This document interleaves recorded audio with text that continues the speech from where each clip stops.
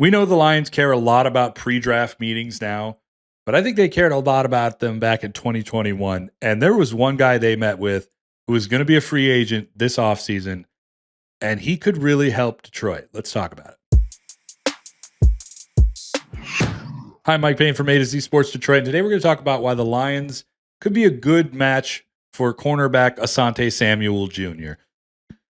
Now, you go back to 2021, Brad Holmes' first year on the job. During the COVID era, they usually were able to follow pre-draft meetings, like the formals at the combine or the pro day or local pro day or whatever you have in mind. We're able to follow those a lot better now. We can see who they're talking to. We are able to formulate ideas on what the draft could look like based off of who they're talking to. In 2021, it was the COVID era.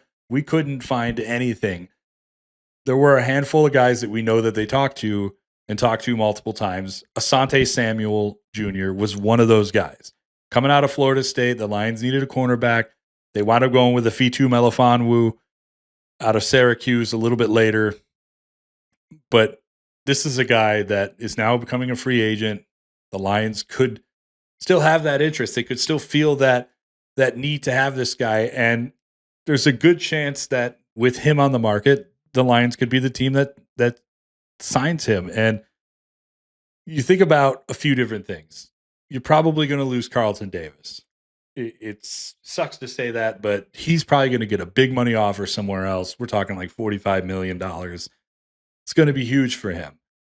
With Samuel, you get a player who is almost as good. Certainly, somebody who was top 5 in pass breakups 2 years in a row, coming off an injured season. Maybe there's some questions about his tackling ability, but a pretty good corner. I think most people would say he's going to be one of the top corners in this year's free agency class. You're going to get him significantly cheaper. You could probably get him at $40 million, maybe even a little bit less. He's 26 years old. He's a little younger. It just makes sense that you would pair these two together just based off the fact that we know the Lions have already been interested. We know that they're going to need some corner depth. We know that they're going to probably be looking for a cornerback one. And, ideally, I think that's Amik Robertson. But if it's not, if they move Amik back to the slot, Samuel could be that outside guy. But also those two could get interchanged. So even if you brought in Samuel and wanted him to play in the slot and wanted Amik to stay out on the outside, you could still do that. You can change them. You can rotate them around. I think there's a lot of ability to do different things with Asante Samuel Jr.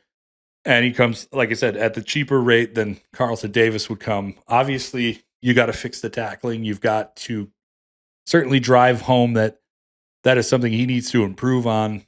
But if you're able to get him at a significant discount, it kind of feels worth it in the end.